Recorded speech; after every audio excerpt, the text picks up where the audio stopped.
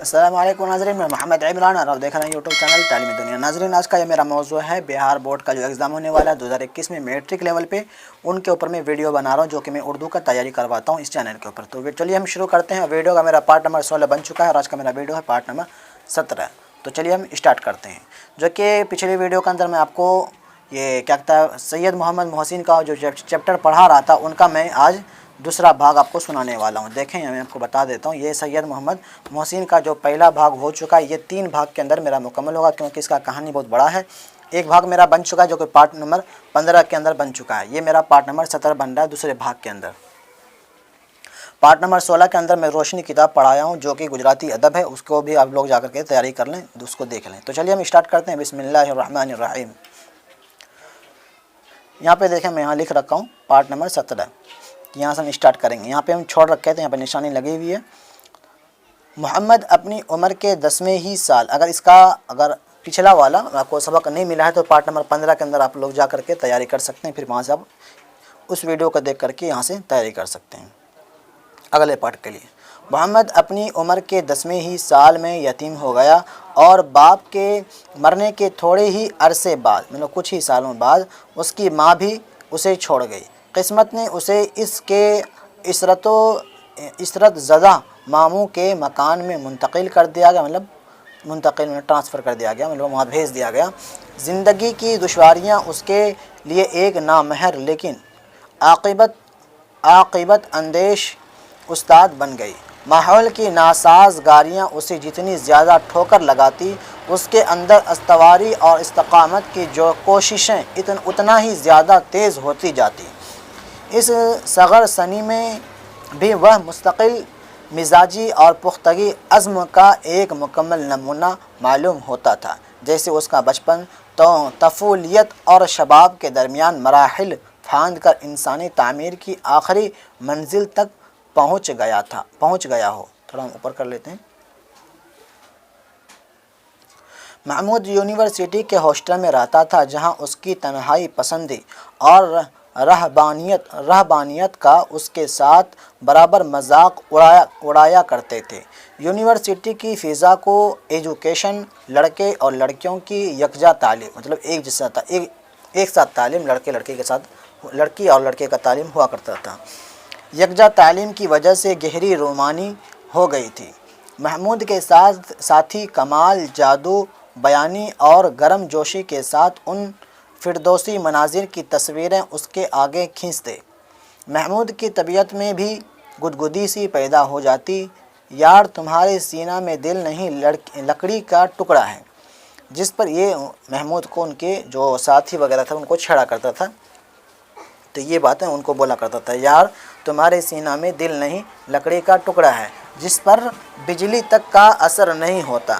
کل کلاس میں خالدہ کس طرح نظریں بچا کر تمہیں تک رہی تھی، کاش وہ، مطلب ایک لڑکا لڑکی کا ایک ساتھ تعلیم ہوتی تھی نا، اس وجہ سے ان کو یہ باتیں بول رہا ہے کہ تم لڑکے کی طرف دھیان ہی نہیں دیتے ہو، تو یہ بتانا چاہ رہا ہے ان کا جو دوست وغیرہ ہیں۔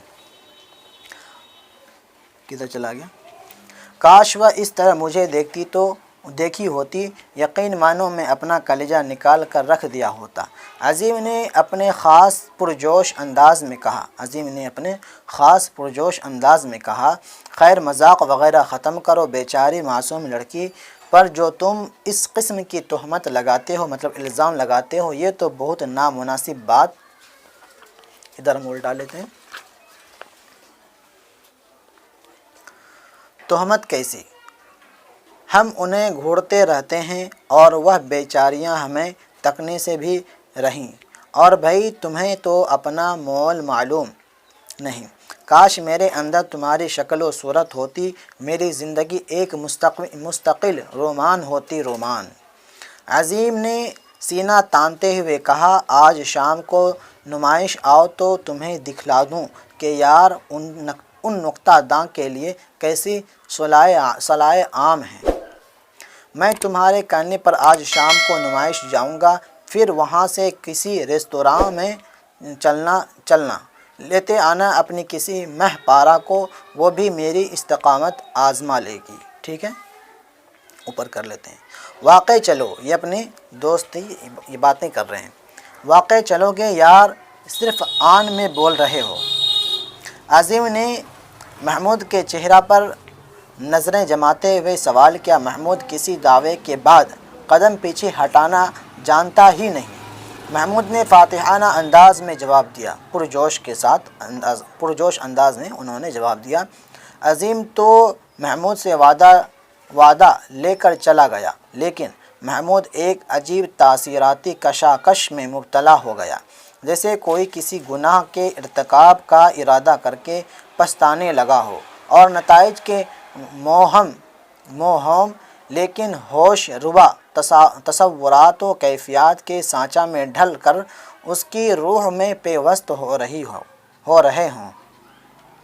محمود کی انگلیاں غیر اضطراری طور پر رہ کر اس کی نبض ٹٹولنے لگتی، جیسے اسے بخار کا احساس ہو رہا ہو۔ اس کے دل میں ایک غیر معمولی وحشت ناک دیوانگی کی کیفیت محسوس ہو رہی تھی، جیسے کوئی رات کے سناٹے میں کھلے میدان سے خوف کھانے لگتا ہو۔ اس غیر معمولی عزم حلال اور خستگی کا کوئی سبب محمود کی سمجھ میں نہ آتا تھا۔ اور ہم اوپر کر لیتے ہیں۔ وہ ہاسٹل سے باہر نکلا اور قدم تیز کرتا ہوا نمائش کو روانہ ہوا۔ کافی دور پہنچ چکنے کے بعد اسے احساس ہوا کہ وہ غلط راستہ پر لگ گیا ہے۔ اسے اپنی اس بھول پر حیرت سی ہو رہی تھی۔ اس کے پاؤں سرد ہو گئے اور وہ دیر تک اسی جگہ مبہوت کھڑا رہا، جیسے اسے سکتہ سا ہو گیا ہو۔ اب نمائش جانا بالکل بے سود ہے، اس نے کہا۔ عظیم انتظار کر کے کہیں اور جا چکا ہوگا۔ وہ اپنے کمرہ کی طرف لوٹ آیا اور کسی کرسی پر بیٹھ کر اپنی اس خود فراموشی کا جائزہ لینے لگا۔ آخر اسے ہو گیا کیا تھا، اس کی سمجھ میں کچھ نہ آتا تھا۔ اپنی خود اعتمادی پر یہ کاری ضرب کئی دنوں تک محمود کے دماغ میں الجھنیں پیدا کرتی رہی۔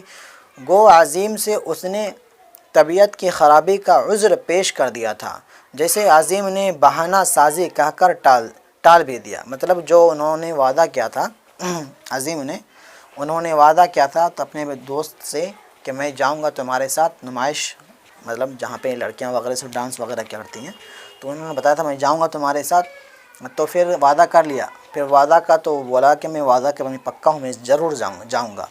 تو وہ جو جیسے ہی جانے کے لیے تیار ہوا تو پھر ان کو دل میں شبہات ہوا، شک ہونے لگا، خیال آنے لگا کہ میں کسی غلط راستے پہ جا رہا ہوں۔ پھر وہاں پہ کھڑے ہو کر کے وہ تھرہرانے لگا، کانپنے لگا ان کا جسم۔